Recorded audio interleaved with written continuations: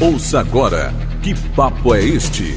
Opinião e análise da professora Ana Lúcia, coordenadora da Auditoria Cidadã da Dívida Pública, Seção Goiás.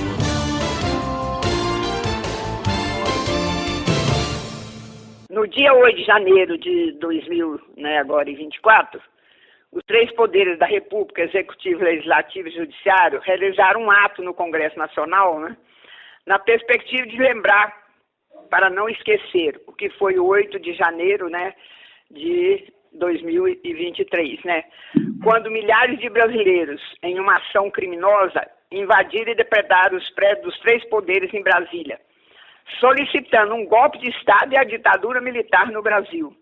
Aí nós perguntamos, como se chegou a essa situação, como foi articulada, quem a dirigiu e por que foi derrotada, O golpe foi derrotado. 8 de janeiro de 2023 é resultado do processo de luta de classes que se desenvolve no Brasil, Historicamente, como já analisamos aqui, temos de um lado a classe dominante, que no Brasil é formada principalmente pelos banqueiros, pelo agronegócio, pelos grandes industriais e pela chamada grande mídia, a Globo à frente, Do outro lado, temos a classe trabalhadora do campo e da cidade e alguns setores da chamada classe média. No mundo todo, temos uma profunda crise do neoliberalismo, projeto que foi se implantando mundialmente desde a década de 70. O que é o neoliberalismo? Ele se caracteriza pela proposta de retirada do Estado como um dos promotores do desenvolvimento, por propor privatizar tudo em todas as áreas e por desregulamentar as relações econômicas, principalmente entre patrões e empregados, É a tal de liberdade, para se fazer tudo. Ao se desenvolver, o neoliberalismo está provocando variadas crises, dentre elas a do próprio desenvolvimento do capitalismo e da democracia. O desenvolvimento do neoliberalismo tem levado mundialmente a uma estagnação do crescimento econômico dos vários países, volatilidade dos mercados financeiros e queda na taxa de lucro mundial. E avanço do autoritarismo, chegando a medidas fascistas como forma de resolver essas crises, O Brasil, a partir de 2012, passou a ser governado pelo PT, partido que participou e perdeu 3 eleições encabeçadas por Luiz Inácio Lula da Silva, um operário metalúrgico. Por fim, em 2002, Lula foi eleito numa disputa com o candidato da coligação do PSDB. Lula buscou aplicar uma política econômica na contramão do neoliberalismo, com investimento do Estado, políticas públicas na área da saúde, educação, moradia, transporte, assistência social, conseguindo, inclusive, retirar 40 milhões da classe trabalhadora da linha da pobreza. Mesmo que os governos Lula não tenham feito nenhuma reforma estruturante, como reforma agrária, tributária, urbana, ele foi eleito e sua sucessora, Dilma Rousseff, também foi eleita e reeleita. Após 4 mandatos encabeçados pelo PT, a classe dominante começou a se articular visando acabar com essa hegemonia. O processo se inicia pela construção de um golpe contra a presidência Dilma, eleita em 2014.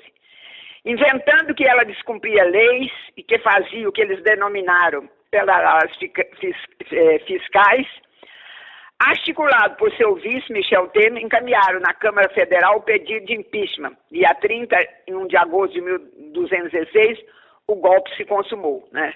A Dilma foi afastada, golpeada, e o Michel Temer, que assumiu, passou a aplicar as políticas neoliberais, fazendo de imediato uma reforma trabalhista que destruiu direitos históricos conquistados pela classe trabalhadora. Além de cortar investimento, desregulamentar amplos setores da economia, favorecendo a classe dominante, em 2014 teve início uma operação que ficou conhecida como Lava Jato, que se propunha a combater a corrupção que envolvia os órgãos federais, a administração pública federal. A operação, iniciada por um juiz de primeira instância chamado Sérgio Moro, de Curitiba, Paraná, se transformou numa operação de ataque ao PT e ao ex-presidente Luiz Inácio Lula da Silva.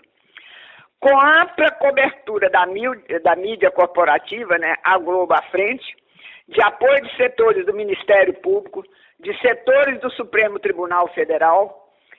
A Lava Jato iniciou operações em que se acusava o PT de corrupção, prendendo vários dirigentes e, ao mesmo tempo, construiu uma acusação para envolver o presidente Lula visando retirada das eleições de 2018. Acusando de receber propina na compra de um apartamento em Guarujá e de um sítio em Itatibaia, o condenaram a mais de 12 anos de prisão, a ser cumprida em Curitiba.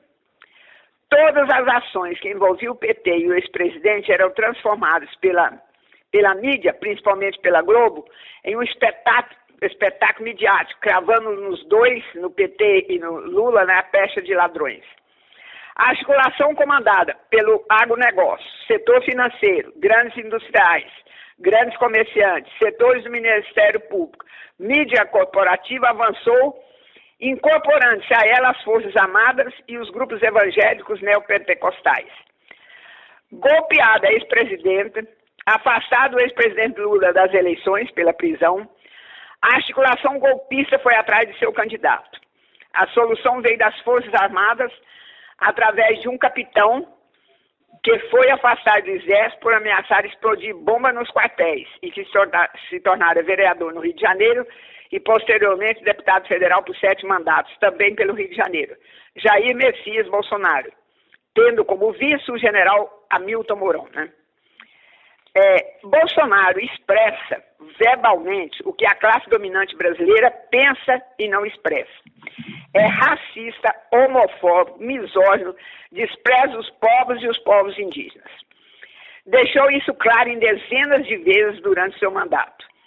Saudoso da ditadura militar, dizia que ela matou pouco e durante a campanha eleitoral já anunciava que encaminharia o seu governo com o objetivo de um golpe militar.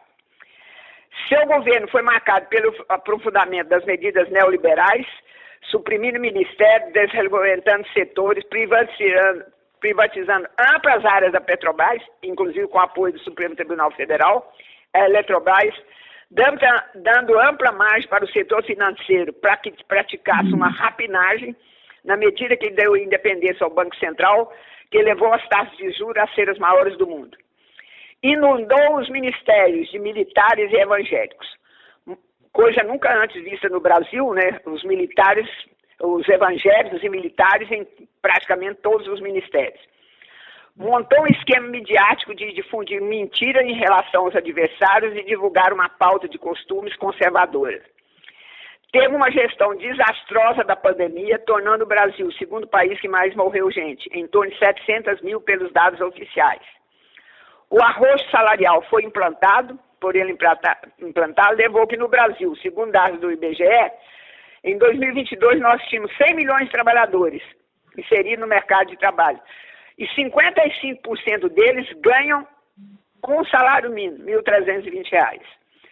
No dia 19 de junho de 2019, o portal de notícias Intercept começou a divulgar conversa dos procuradores que encaminhavam a Operação Lava Jato e o juiz responsável pela operação, Sérgio Moro. As conversas foram baixadas do Telegram por um trabalhador, Walter Delgatti, da cidade de Araraquara, São Paulo.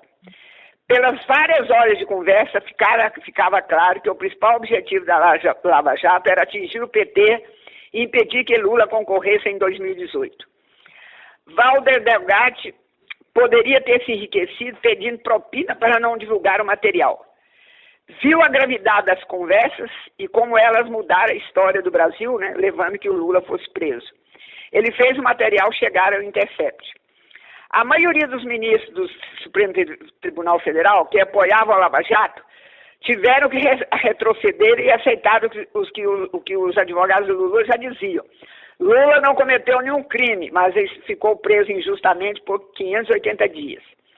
Assim, no dia 8 de novembro de 2019, Lula foi libertado, podendo concorrer às eleições de 2022. Bolsonaro, desde a campanha, mostrava o seu apego ao regime militar e seu mandato, além de incentivar os seus apoiadores a participarem de manifestações pedindo golpe militar, levantou suspeitas sobre o sistema eleitoral. Nas comemorações de 7 de setembro de 22, disse que não respeitaria mais as decisões do Supremo Tribunal Federal. Em reunião com os ministros, 22 de abril de 2020, afirmou: quem não aceitar as minhas bandeiras, família, Deus, Brasil, armamento, liberdade de expressão e mercado, está no governo errado. E aí, inclusive, ministros dele pediu até o fechamento do Supremo Tribunal, né? Em 18 de julho de 2022, se reuniu com embaixadores no Palácio do Planalto e fez duras críticas ao Supremo Tribunal e ao sistema eleitoral. Dizia que no Brasil se fraudava as eleições, mas não apresentou nenhuma prova, né? Em 11 de agosto de 2022, realizou-se um ato na Faculdade de Direito de São Paulo, onde foi lido um manifesto que expressou a ruptura de parte do setor financeiro com Bolsonaro, pois representantes de alguns bancos assinaram, inclusive o do Banco Itaú.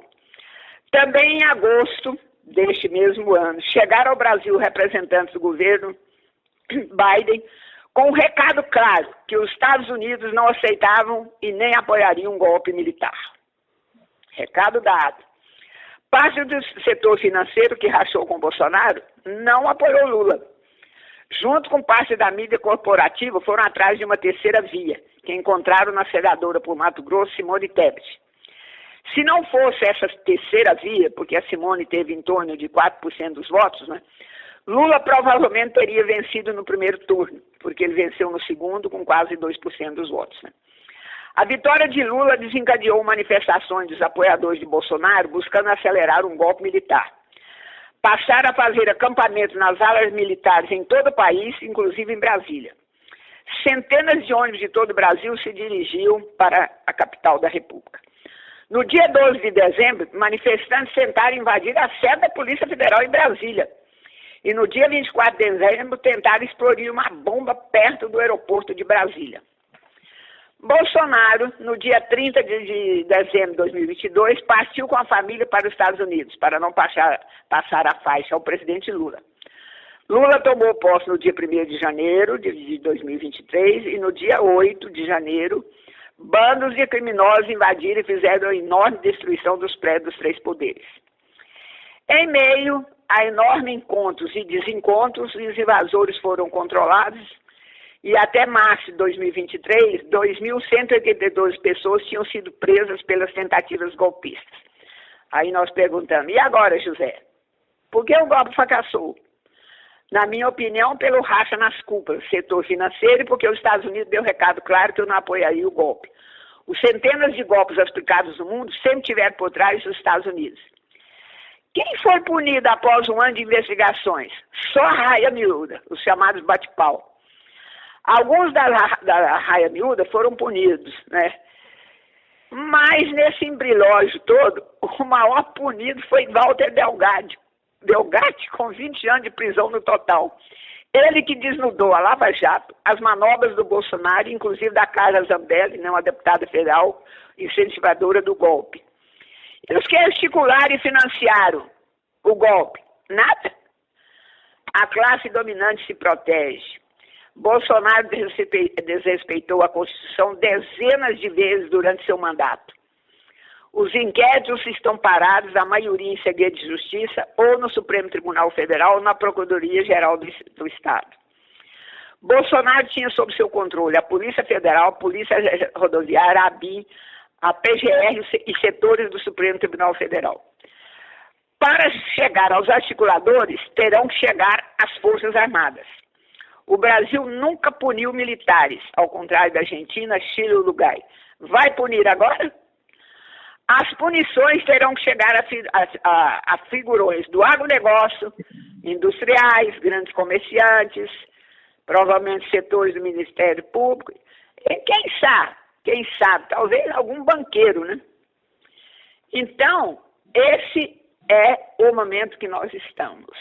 Portanto, de olho na PGR, agora que o Aras, que era o profundo aliado do Bolsonaro, saiu, e de olho no Supremo Tribunal Federal, né, que fez discursos dizendo que todos serão punidos, os que articularam, os que financiaram, etc, etc. Acompanhemos, vigiemos. Para terminar, uma música do Chico César, golpe não. Não, não, golpe não. Quem não teve voto tem que respeitar. Não, não, golpe não. Nossa voz na rua vem para lutar. Não, não, golpe não. Quem não teve voto tem que respeitar. Não, não, golpe não. Nossa voz na rua vem para lutar. O sistema é bruto, o processo é lento. Nosso sentimento não vai recuar. Amor, liberdade, verdade, alimento. Não tinha e agora querem golpear. As velhas raposas querem o galinheiro. Roubaram dinheiro, mas fingem que não. Querem que o petróleo seja do estrangeiro, pra esconder ligeiro sua corrupção. Não, não, golpe não. Quem não teve voto tem que respeitar. Não, não, golpe não. Nossa voz na rua vem para lutar. Tentam nos cegar nas telas e nas bancas. Com papo de patrão não vi a gente lá. Meu povo precisa ter a voz ativa. Golpe é fogo na favela, não vou apoiar. Mulher no fronte, aqui tem voz de monte. E menos que isso eu não vou acatar. Avisa o gueto, despertar que é golpe. Ninguém vai impedir o meu jeito de amar. Não, não, golpe não. Quem não teve voto tem que respeitar. Não, não, golpe não. Nossa voz na rua vem para lutar. Eu não abro mão do que sonhamos juntos. De todas as cores que eu quero usar. De todas as formas de ganhar amores. De todos os amores que eu quero dar. Se eu uso vermelho ou se eu vou de amarelo, eu não tô num duelo, quero conversar. Seja mano, mina, mona, todo mundo é belo. E nesse arco-íris todos têm lugar.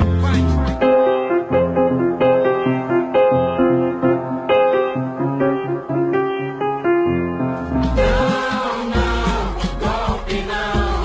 Quem não teve voto tem que respeitar. Não, não, golpe não. Nossa voz na rua vem para lutar.